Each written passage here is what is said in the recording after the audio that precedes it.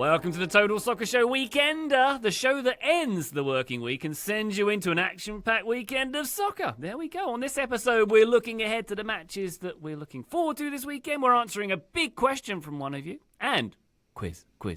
We have another quiz. Yes, my name's Ryan Bailey. Joining me today, Quizmaster extraordinaire Taylor Rocco. Hello, Taylor. Hello, Ryan Bailey. I'm very excited for today's quiz. There's a few that are harder and more random than last time. Should be fun. I learned some things in this one, so I'm excited to see if you all do as well, or if you just end up resenting quizzes and hating them entirely. Botswana. Point for I Joe. hope, Taylor, I hope one of the questions isn't, what is a synonym for weekend? Because I said the word weekend about 14 times in my intro. So Isn't that the worst? that. When you realize you've just repeated an expression or turn of phrase or a word like 3 times in the first 30 seconds? I do that occasionally, and then it takes about 5 minutes to get that out of my head. And then I say the word again, usually. There aren't And many yet, synonyms for Weekend. the weekend. The end of the week, maybe? It's a hard The one. days of fun. Fin de semana. There we go. See? It's a bit much. See? Graham Ruffin, hello.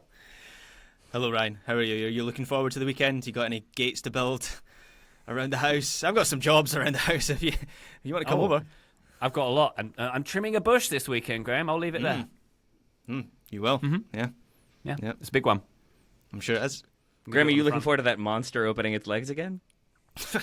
Man, see, as soon as I said that on Joe Monday. wasn't there for weekend review. That's how he described Erling Haaland running, Joe. I meant when he opens up his legs. That's when not he better, gets running.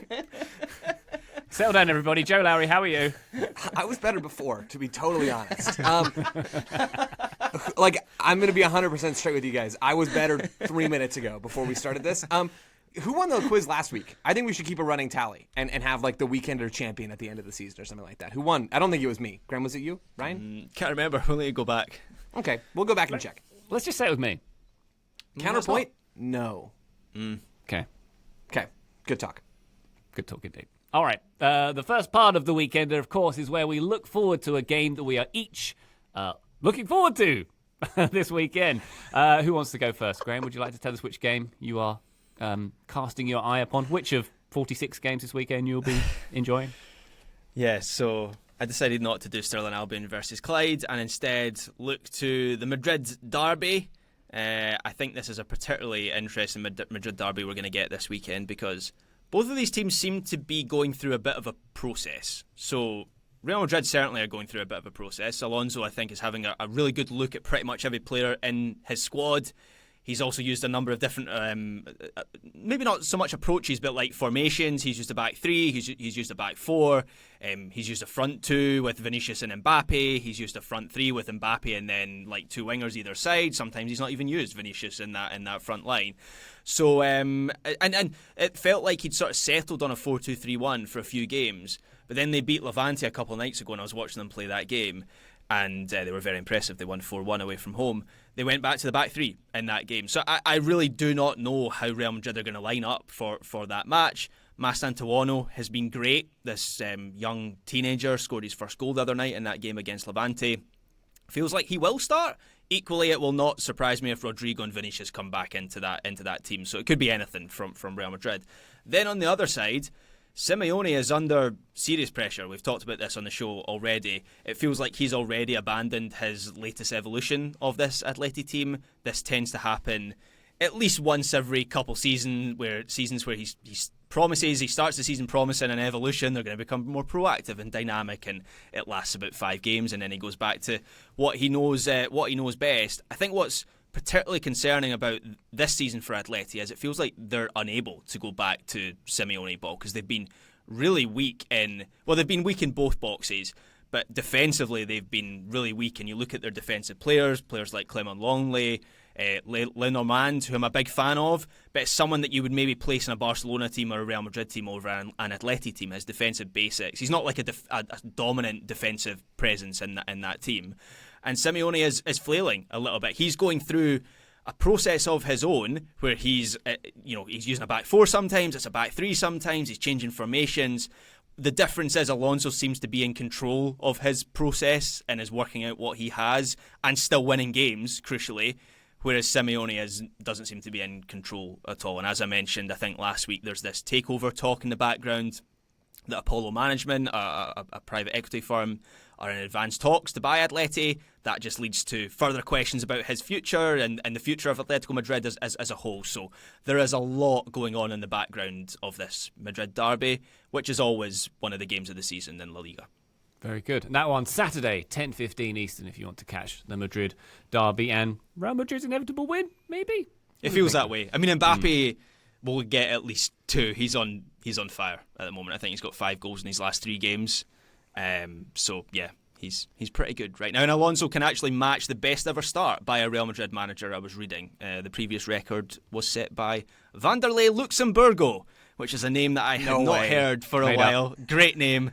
Back in 2005, so 20 years since a Real Madrid manager had this strongest start, assuming Real Madrid win out the weekend, which they probably will.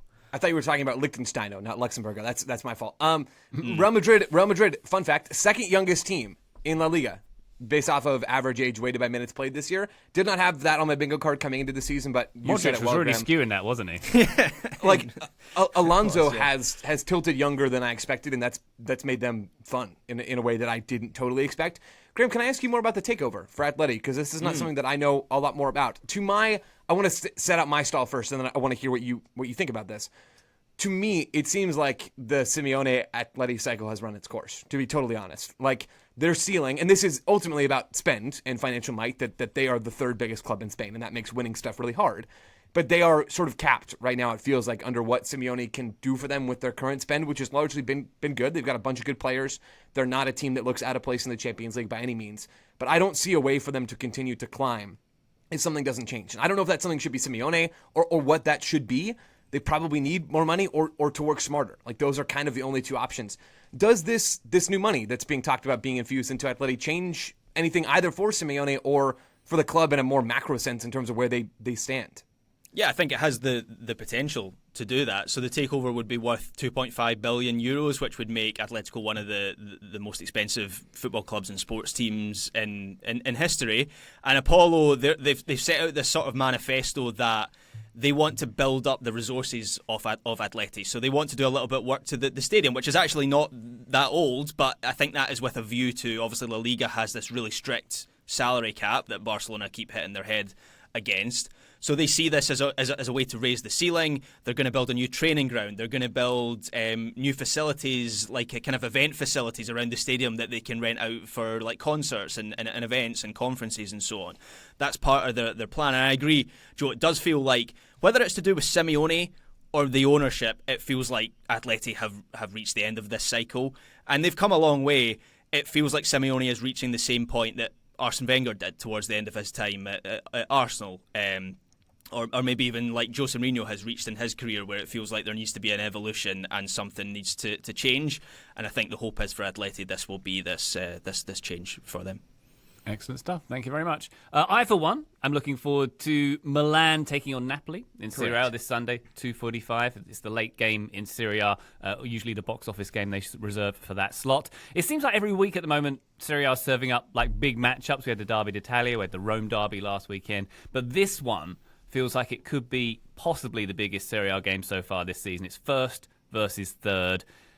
This one could be, I think it's going to be a big test for Milan, how they can hang with Napoli this season. Napoli are perfect right now.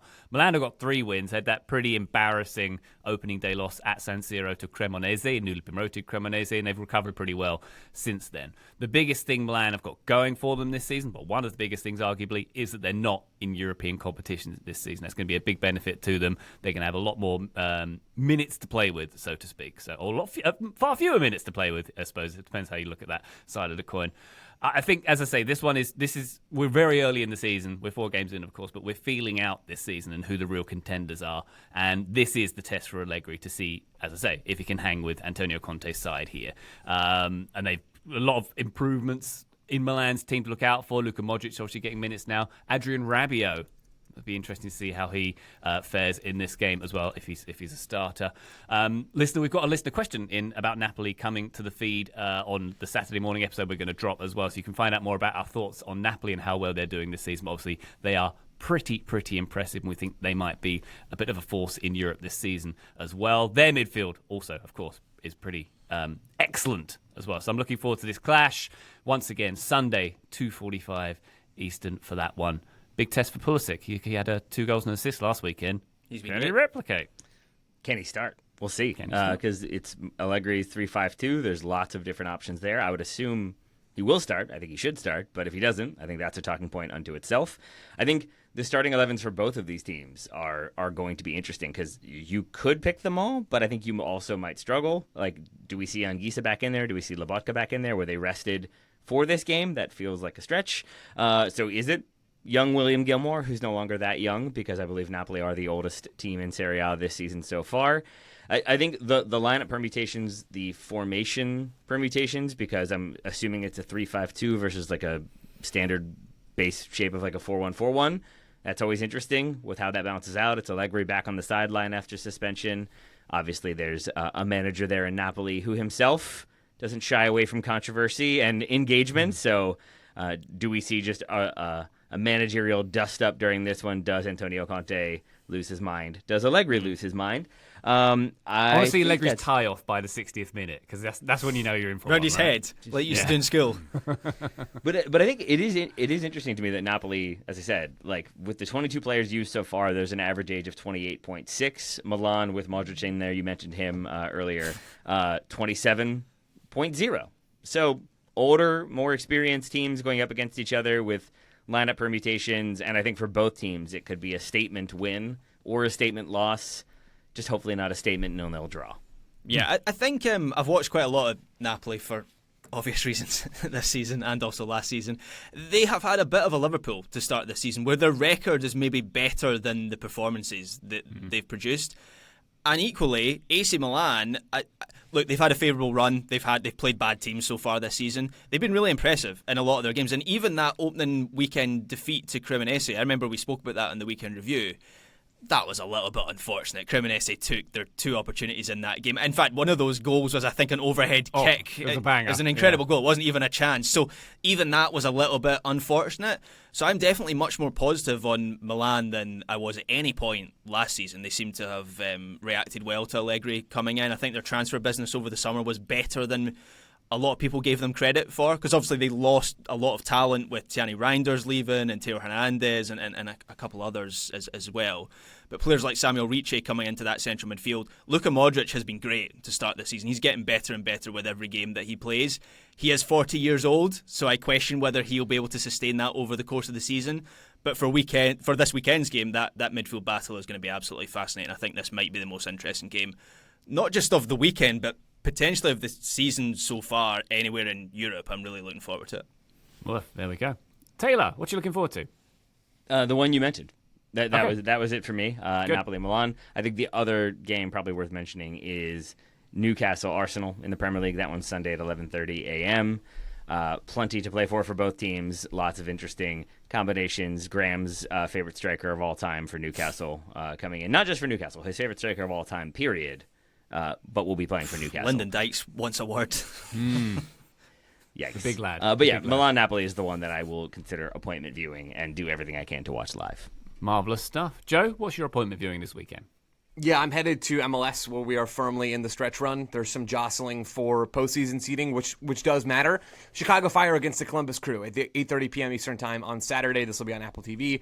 I think there are 2 main reasons to watch this game, so I'm going to lay those out. The first is that these are 2 teams that play incredibly entertaining ball. Like these are fun teams. Columbus are second in MLS in possession. They're top 10 in MLS in non-penalty expected goals. We know they're easy on the eyes. We also know that they're flawed right now. And these are 2 flawed teams. So Columbus are incredibly injured. Mo Farsi's just had surgery for them. Wissam Abu Ali broke his ankle. He was their new big money striker coming in over the summer transfer window. Diego Rossi's out injured. They're missing pieces. I want to know how that impacts things. And the Crew have not been especially good defensively this year. Now, how did they look as an overall unit? In Chicago, they are a top 10 attacking team and a bottom 10 defensive team based off of non-penalty XG. They have been open all season long, and it has been so much fun to watch. Between these 2 teams, their first meeting, I don't know if any of you remember, was back on the very first day of the MLS season. It was Chicago and Columbus. Oh, yeah. That was a 4-2 win for the something. Crew in a banging game. Like, that game was so much fun. I thought the Fire might like win something based off of the first 20 minutes of that game. That's why you don't make season-long judgments off of 20 minutes. Is that the game, Joe, takeaway. Jonathan Bamba in that game was was great. lightning. He was Yep. great. Yeah, I remember that game vividly, actually. Yeah, it was really fun. Like, I remember the aesthetics of that game. This could happen again. Like, 6 goals in this game would not surprise me. You're welcome for just guaranteeing a 1-1 draw. That's all the first reason. I think this will be fun to watch. The second reason is that it actually matters what happens in this game. So both of these teams are scratching and clawing to get into the automatic playoff spots in the Eastern Conference. Both are, at the moment, set to make the top 9, which gets you into the playoffs. But both are trying to make the top 7. Like, forget the top 9. They're trying to get into the automatic playoff spots and get to skip that wild card game. But it's not easy. Columbus are hanging on to the 8th seed right now on 50 points. They're stuck in 8th. And Chicago are in 9th on 45 points, but with a game in hand on Columbus and a bunch of teams above them as well. So if Chicago win on Saturday and then win their game in hand, they can absolutely jump Columbus and maybe even get into the top 7. And the Crew are just trying to hold on to whatever they can at the moment. This game has playoff implications. It's stylistically going to be a very fun game. There's talent on the field. This, of all the MLS games this weekend, is the one I am most looking forward to.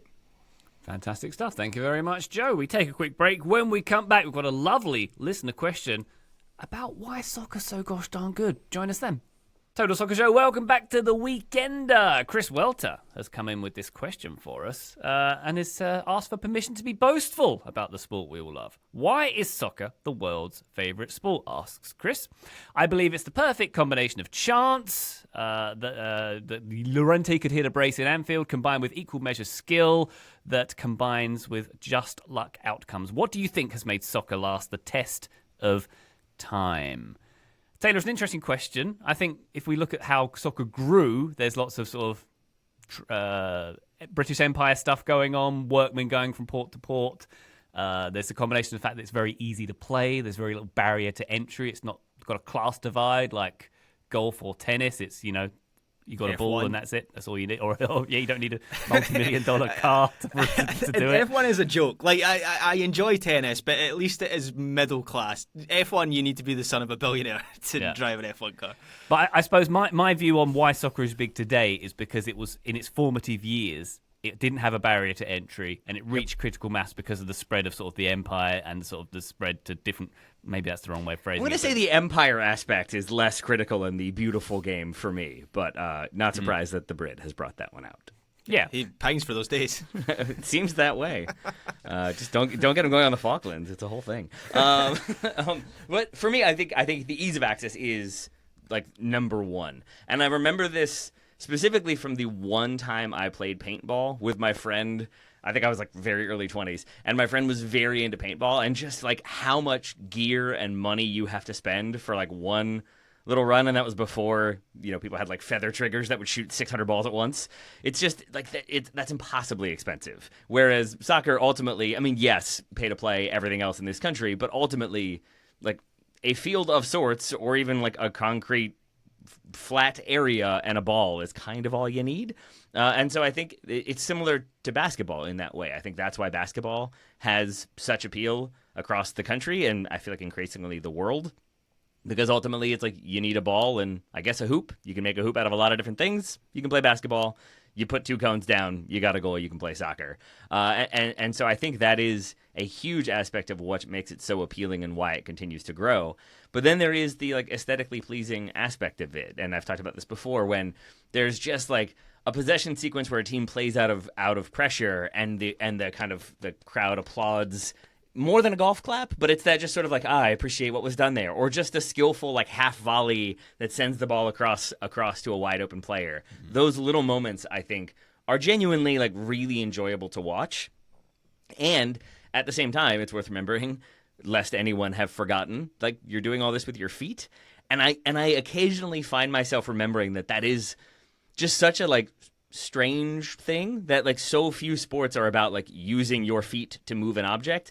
It is inherently more difficult, I would say, than throwing a ball. And there is something about being able to like hit a dime from 60 yards with your feet. That is no small feat. That requires so much skill that I think it's inherently very skillful, but it's very physically demanding, but it's kind of open to all. And I think it speaks to like the competitiveness and desire that we all have within us, but also community and teamwork and all of those things that I think make us human and make, like, I don't know, life worth living. So all of those things rolled together is why I love it and think it has lasted so long.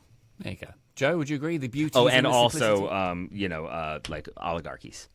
It does help Great point. create soft power around the world as well. That's a very good point. Yes, Joe. I think soccer is an incredibly aesthetic game. I don't think I can build an argument that I'm like thrilled with about why soccer is the most famous sport, the world's famous sport, whatever you want to say, based off of the aesthetic piece of this. I do think we've hit on a lot of where I come at this from, though. The low barrier to entry has to be where you start on this. I don't think there's any possible other way to start. There is no sport that you can begin playing with less than soccer. It's that simple, and that provides so many people with an opportunity to play this sport. And that takes me directly into, well, I think that is the main reason, by the way. That takes me directly into the next reason, which grows out of that low barrier to entry, which is the fact that it is played everywhere, right? The fact that it is international then gets you to two other places that I want to go. The first is the World Cup. And I think the World Cup is an incredible advertisement for soccer. I think the World Cup does a lot to drive attention to the sport and does a lot to capture people and their interest. I think that is something that you don't get from, I know basketball has a World Cup. It's not the same, right? The World Cup is maybe the biggest or the second biggest. It's one of the two sporting events that exists on the planet, and that soccer has it because of the low barrier to entry so that the sport is spread into all these countries, I think really does matter, and that goes a long way towards making it the world's favorite sport. The other piece of this puzzle, and this might matter more for me than for most, so I'm willing to admit that, but the other thing that flows out of the international nature of soccer is that it never ends. And I know we kind of joke about this sometimes and joke about Graham watching 57 games in a weekend. That soccer never ends means that the sports nerds amongst us, and I am absolutely one of those, that there's always something new to explore. Really, I mean, you don't have that in the NFL. You don't have that in the NBA. You don't have that in Major League Baseball. Yes, those sports are played other places, but it's not the same. Like, soccer being so widespread means that I can nerd out about soccer and learn more and more about players and teams and whatever it is, to the point where I will never know everything. It's just not possible, and that cannot be said about other sports. There are other things you can learn about the NFL, like you could go and learn how to be an offensive coordinator and nerd out about all the plays and all those kinds of things. You can learn that stuff. Soccer has a rough equivalent to some of that, and also it's played everywhere on the planet, which means the nerds can never be satisfied. I think all of those things flow out of the low barrier to entry, so that is the primary reason.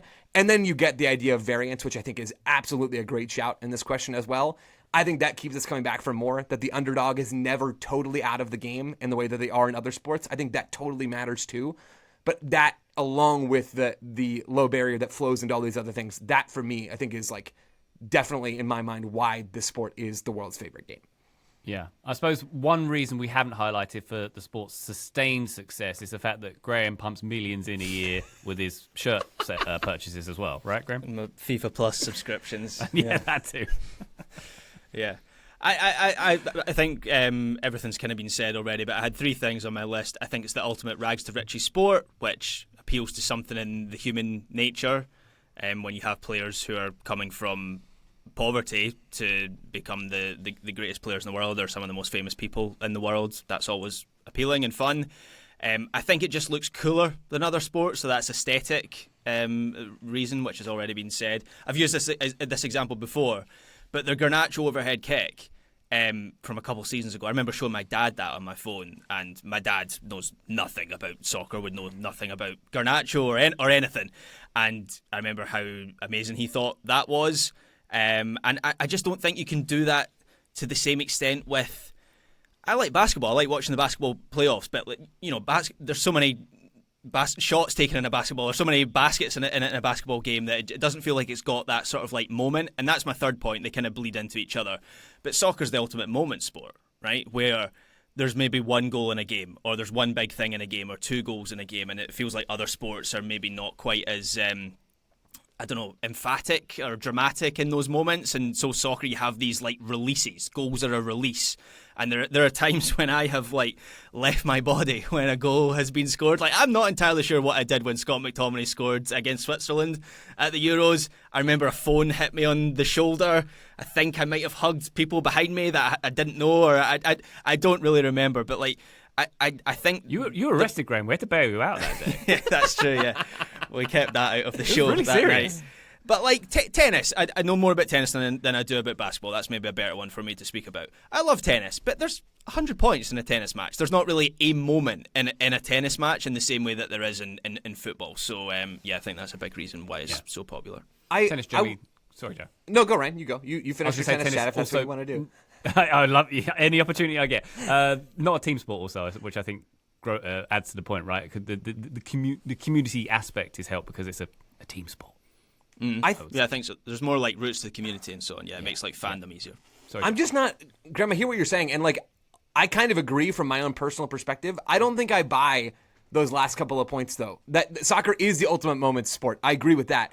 But the flip side of that coin, and this is what I hear from people all the time when I tell them what I do for work, and then we start talking about soccer, like there aren't enough moments for a lot of people. I think unless you are growing up in an area where soccer is a huge thing, which granted is a lot of the world for reasons we've already talked about, I don't think that argument really works. I think, at least in my experience, you end up with a lot of people that point to the flip side, like the obvious flip side of that argument as to why it doesn't work so well. The other thing, when you talk about the Garnacho goal, I will grant that soccer goals are awesome.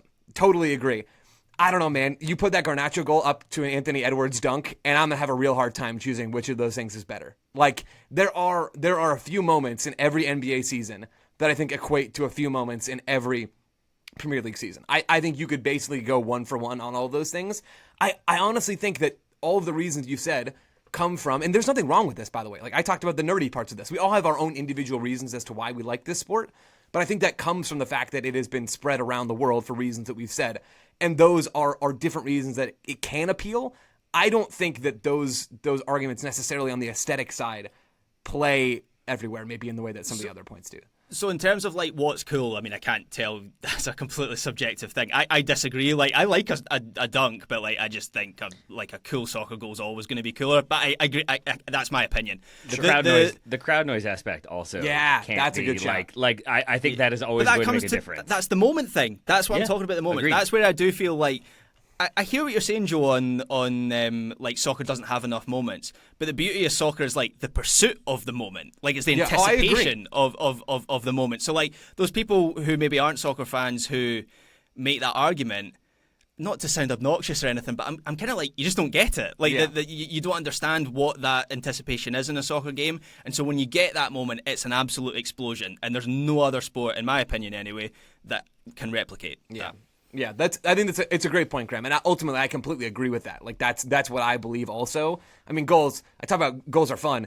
Like I can enjoy a soccer game without goals. That's fine. I don't have any issue with that. Goals are optional to my enjoyment of this experience. I do, Taylor. I love what you got to there with the crowd stuff. That is a great shout on your part. The environment of a soccer game is a huge selling point. Like you get someone, and this is still MLS's biggest selling point as an entity, is that going to games is really fun. Like, there aren't enough people that watch those games on TV, but going to games is great, especially if Ryan Bailey's going to be doing a guitar solo pregame. Like, it's fun to go to soccer games in a way that it's frankly, like, it's not the same experience to go to a Major League Baseball game, as an example, where the crowd is very, very different, and the experience of going to that game is different. If you take someone to a soccer game, I think there is no better way to get them hooked. Maybe you show them a Messi comp, and then you take them to a soccer game. I don't know. That 1-2 punch will do it just fine. I think that is a huge arrow in soccer's quiver. Hear, hear. Thank you very much, Chris Welter, for your question. One more quick break. When we come back, it's quiz time. Welcome back to the Weekender. We hand the reins now to our good friend Taylor Rockwell, who's going to put upon us a wonderful quiz.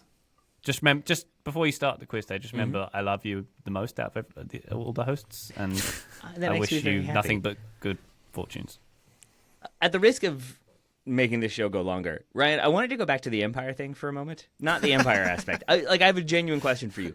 Is part of the reason why you like soccer, at least on a small level, because it is like developed and spread by the English, and so it is a sort of cultural, historical contribution. Argentina. Yeah, calm it down, Scott. No, but it is a vestige of like England doing something good, I guess, and like spreading this beautiful game. Like not that good. No, I don't think that's part of it, Taylor. Okay. I think, honestly, it's just that's my understanding of how it's spread throughout the world. Gotcha. Port workers going to South America and going to Europe and going to other places and sort of spreading the gospel of the game. Not that... Yeah, I think British Empire's got a lot of bad things it did. Maybe that was one of the better things. But it's not really the empire, right? Like, it's not... if you think of the countries that were in the empire, Australia, India, Pakistan, it feels like there was like a rejection of soccer from a lot of those countries where it didn't really take root. But undoubtedly, it was British, early days, it was British, as you say, port workers and industrialists taking it around. That's the a world. cultural thing, though, right? Because there's like caste system. You don't want to like run into each other a bunch, so maybe the physicality of football doesn't appeal as much. I might be wrong on that. I think it was more that the British were just so bad at it and so unpleasant. be. They're like, well, we don't want to learn this. All right, let's do the quiz now. All right, fair enough. Either way, Lord Bailey's monocle, dibs on that as my new fantasy team name. Okay, here we go. Some of these are related to the weekend. Some of them are just things I learned along the way. Here we go. FC Augsburg is currently 16th in the Bundesliga. This weekend they take on Heidenheim, who are presently 18th, bottom of the table. I had never actually paid attention to the Augsburg crest until last night. When I learned there's a lot of crests in this quiz, by the way. When I learned that it depicts what arboreal image, which is apparently a symbol of the Holy Roman Empire. What is the central thing on the FC Augsburg badge? Wow. Would anyone like to go first? Graham I'll wants to go guess. first, I think. Yeah, Ryan. I'll guess. That's what I said. You said arboreal. I did. I think that means pertaining to trees. So I'll Perhaps. guess an olive branch tree. Olive tree. That's a good answer. Joseph? Can I follow up with tree as an answer? You may. Yes. So, olive branch, tree, Graham. Grammington, excuse me. I to know your this full billing. badge. I not off the top of my head, but if I saw it, I would recognise it as the Augsburg badge, if that makes any sense. But I can't recall it. Cologne are the one that have the goat. It's not the goat one. Hennis, the goat, yes. Graham, you are doing a great job of showing your knowledge in other things besides the answer to this question. Trying to work through things. I'll go with a tree. That feels about right. 0 points for you all. The obvious symbol of the Holy Roman Empire, a green pine cone. We all have that, right? Huh. Yeah, All right. the pine cone, the green one. That's annoying. I feel like some of Can I these have are a point? 'Cause very specific to almost impossible. No points for anyone. I kind of figured out what arboreal meant, though. Do I get any credit for that? No. Okay, fine. All right.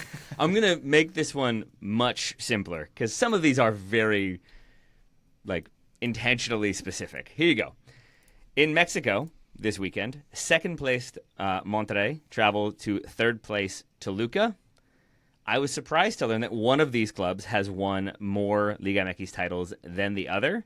Which one has won more? Originally, it was going to be what is the difference between the two in terms of who has won. But I will just give you this. Which of these two teams has won Liga MX more often between Toluca and Wow. Monterrey?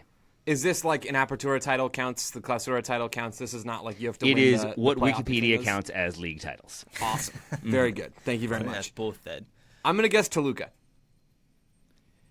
Gramuel? Monterrey.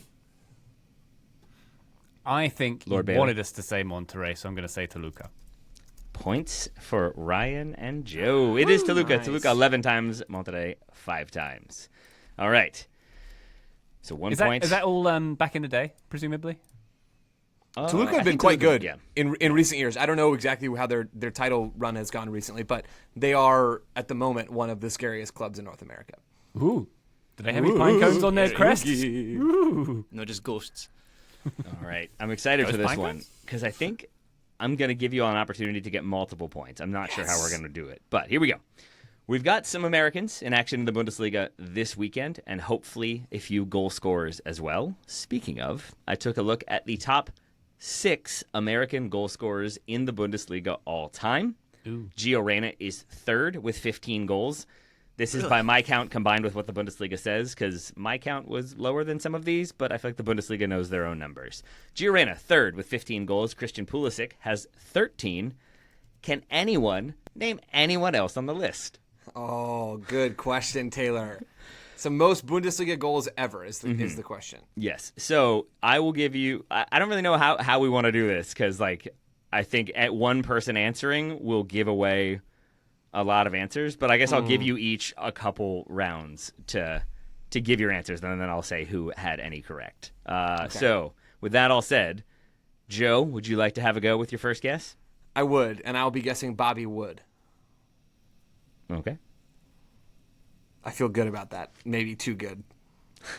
Graham.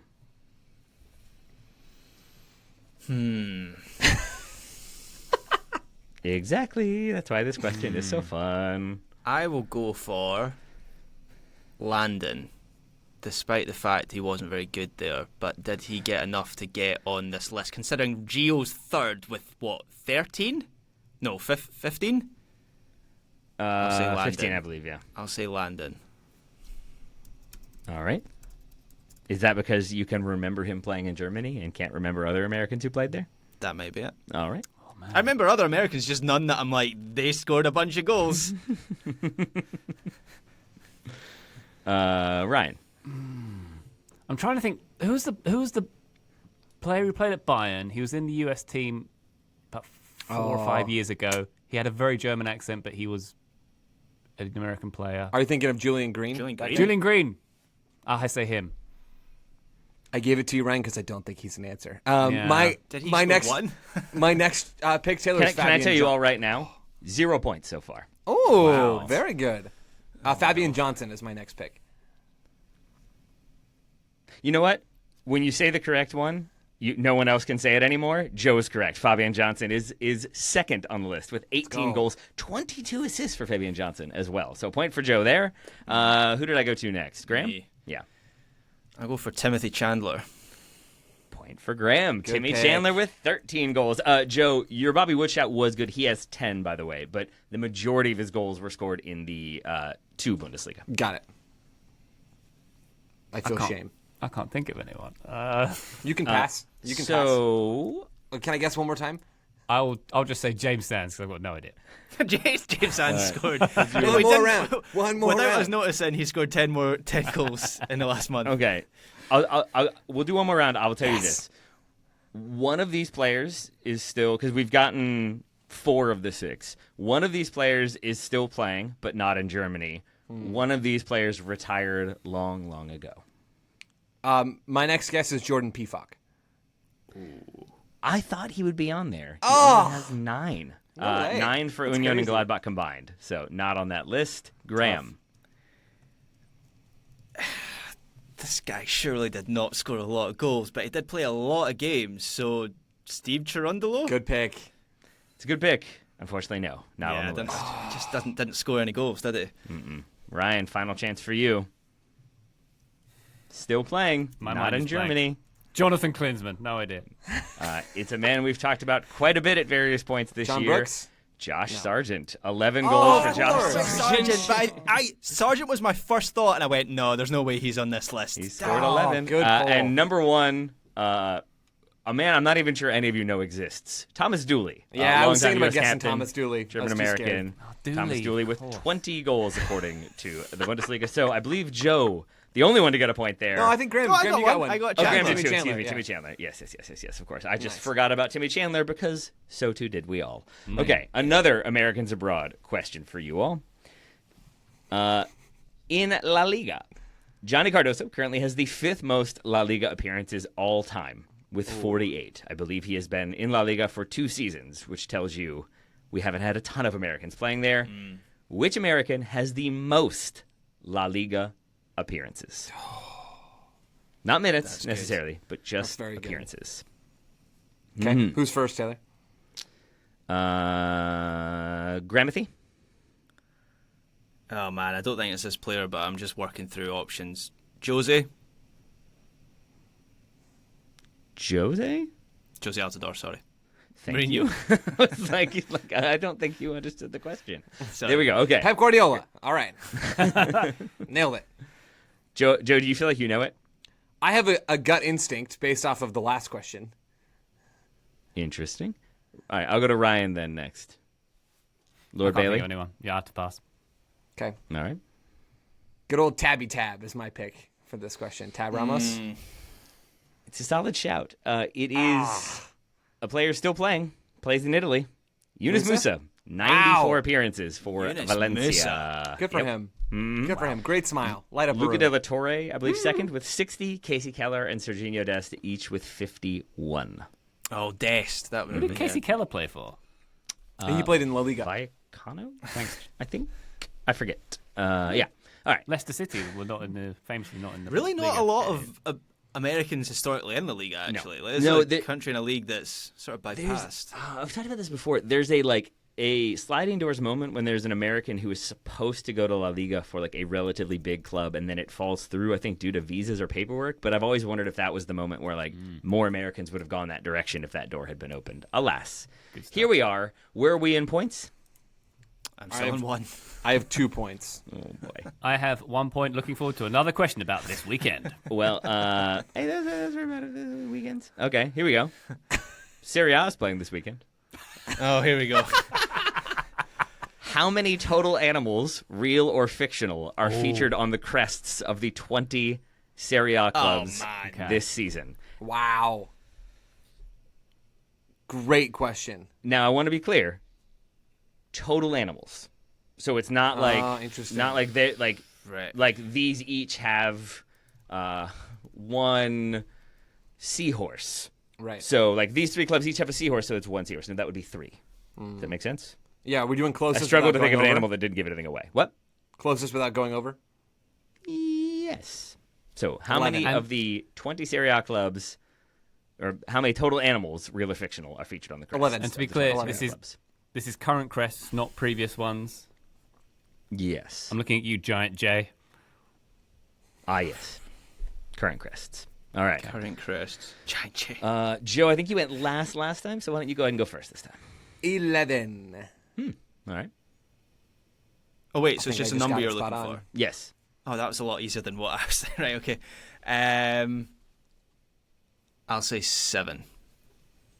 Ryan? 6. Graham hit it dead on. 7 animals. Oh. You've got Roma with the Wait, the hold on. she-wolf. Can I try and name some? So Roma was Lazio have an eagle. It's two. Torino have a horse, I think. Bull, apparently. All right, okay. Oh, I think I'm out. But those are the ones that I was feeling good about. What Atalanta else have is a it? human. That's not. I didn't count that as an animal. Okay. Yeah. Hold off on that one for now, Ryan. Lecce what else also we got? have a wolf, I believe the she-wolf. Genoa have a griffin, hence real or fictional. Il Grifone. Hellas Verona has 2 mastiffs, which I've never noticed until yeah, they do. focused in They on this do. one. Yeah. And you got Lazio with the golden eagle. But so it's the wolf, the bull, the griffin, the 2 mastiffs, and then the golden eagle gives you 7. Here's your next question. Good question. Are there more animals on Serie A crests or people, mythological or otherwise? Oh, wow. Is this just a yes, no? Yes. there's more. You have to say which one. People or animals. There's more with animals, I would say. Graham says animals. Ryan. I can only think of 3 people, and I've named Yeah. one of them already. So All I'll right. say animals.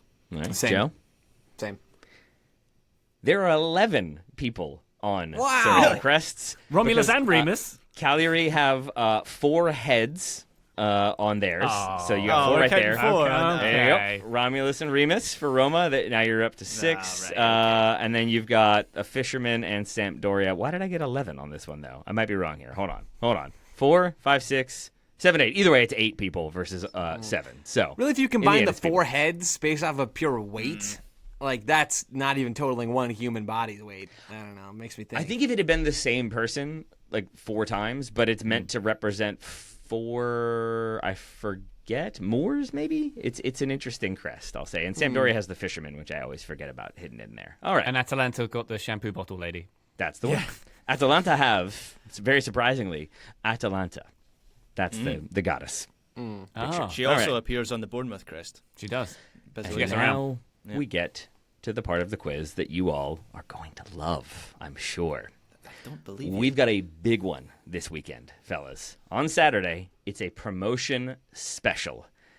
Keflavik plays HK Kopovogs in the one Daid playoff promotion final. I believe it's Dailed, promotion playoff final, with the winner gaining entry into which country's top flight? Curse you. I know it's on FIFA Plus.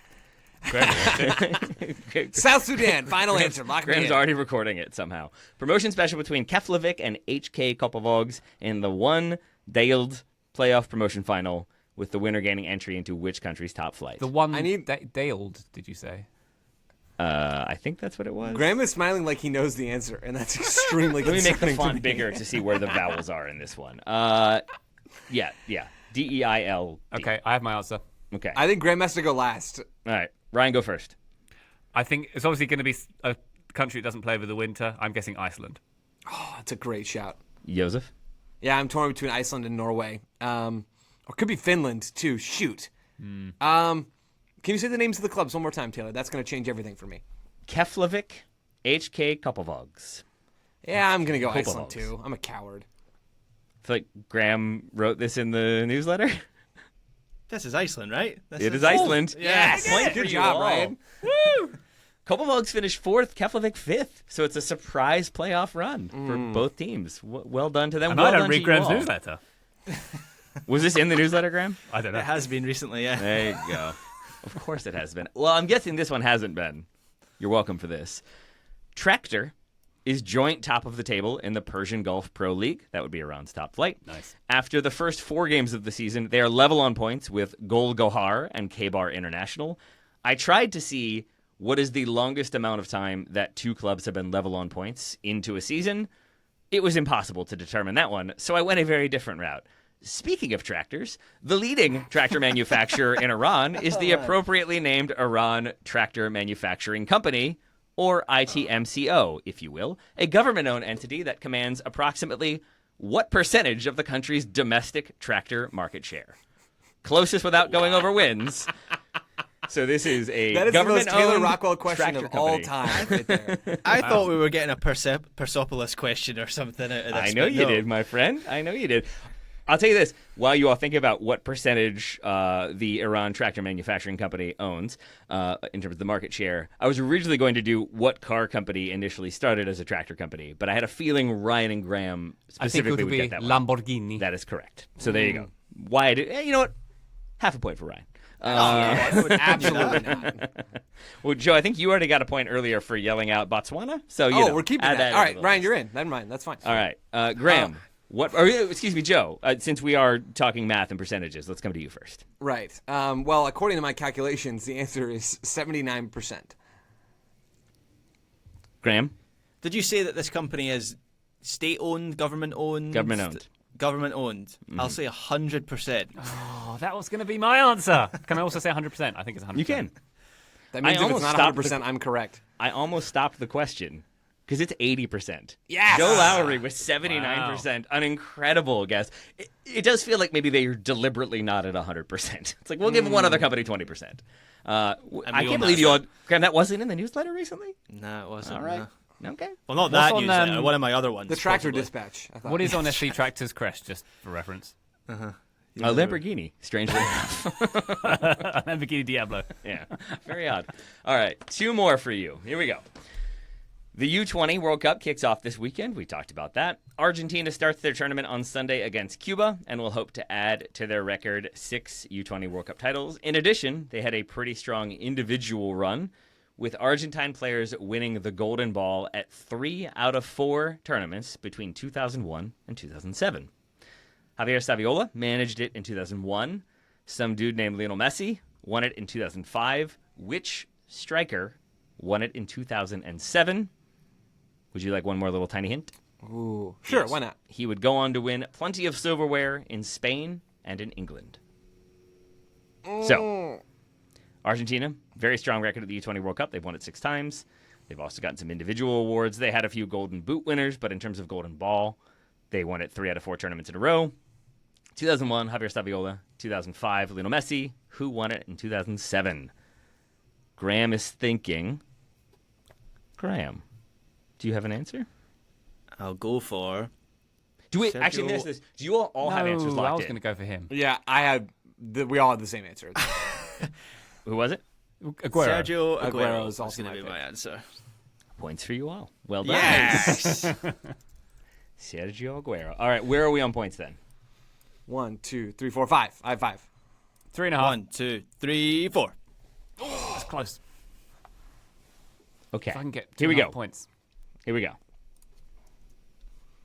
I'm going to give you... We have 1 question left. How can I make this dramatic? You just need 2 points. Winner takes all. With 2 points. No, not winner takes all. Double points. Well, either way, it's winner take all then. Okay. Here's what we'll Not do. if we get. Not if more than one person gets it right though. Here's what we're going to true. do. Well, then I'm going to give doesn't you... work. There are... Okay. I'm gonna Oh, give this it. is the good stuff right here. No, it's basically I could make it just one question, or I could make it another sort of like you all each get to guess like one at a time. Yeah, do 'Cause that. it could be I like the multiple. rounds. Okay, fair enough. There are in the Premier League 5 clubs that have a bird for a mascot.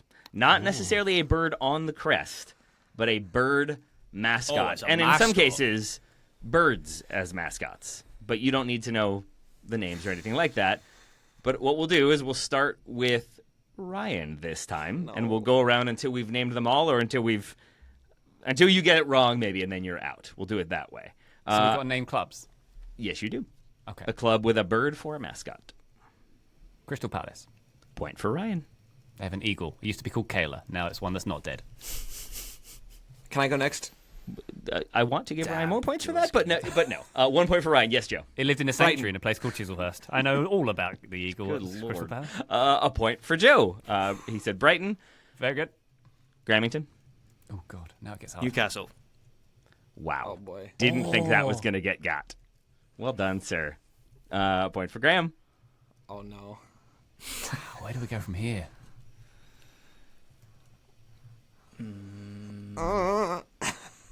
Is it me? It's me. Yes. You're all going to be annoyed. I'll say that much. Does Sunderland have one, even though they're not? Is that a guess? They're a black cat. I want to say, like, is there a roker bird or something? I don't know. Hang on. That's not my final answer. I enjoyed you fishing for it. That was good, though. Yeah. Nobody gave you anything. West Ham's is a giant hammer. A hammerbird? A hammerhead Hammerbird. shark? Hammerhead bird.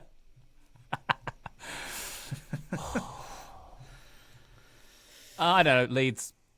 Ryan is out. Done. Joe? That's who I was going to guess. Well, I will guess. Oh, this is impossible. I'm going to guess Southampton. Are they in the Premier League? Not anymore. Not lately. But also, no. I don't know if they do or not. I didn't even think about them. They're Blades, right?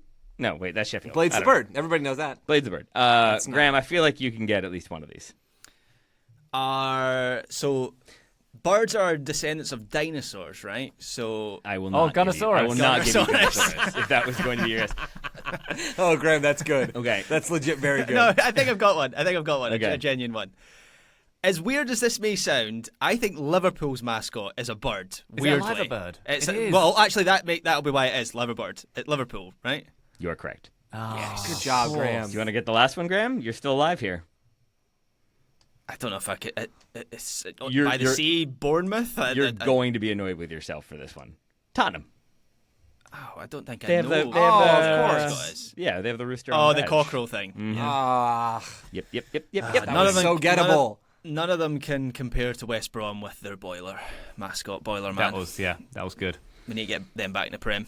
So I believe Graham ended up getting 2 points out of that one. Well done. Did that mean you overtook Joe? I sure hope we don't need a tiebreaker. I have 6. Out of 6. Well, Joe said Botswana, so half point for Joe. Joe wins! Congratulations, Joe! Thanks, guys. Remember to shout out random countries next time, gentlemen. Yep, That that's will the make key. the difference. That's the key. Taylor, Faroe once Islands. again, Sorry. excellent quiz. Excellent quiz. I very much enjoyed the crest and mascot theme. Well done. Good job. Thank you. You didn't enjoy tractors and Americans abroad? I liked that part. That was my favorite part. Something for everybody, you know? Yeah, there we go. Good stuff. All right, that is your weekender, ladies and gents. Thank you very much indeed for joining us. You have yourself a wonderful weekend. Hey, check out that feed. Maybe, just maybe, a listener questions episode is going to drop over the weekend as well. Look out for that. But in the meantime, Taylor Rockwell, Quizmaster Extraordinaire, thank you very much. My pleasure, my friend. Graham Ruthven, thank you very much, sir.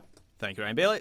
And Campione del Quiz, Joe Lowry, thank you very much. I like that. I like that a lot, Ryan. Thank you. And listener, thank you very much for joining us on this one. You have yourselves a lovely time. We'll be back on the feed very shortly indeed. But for now, bye!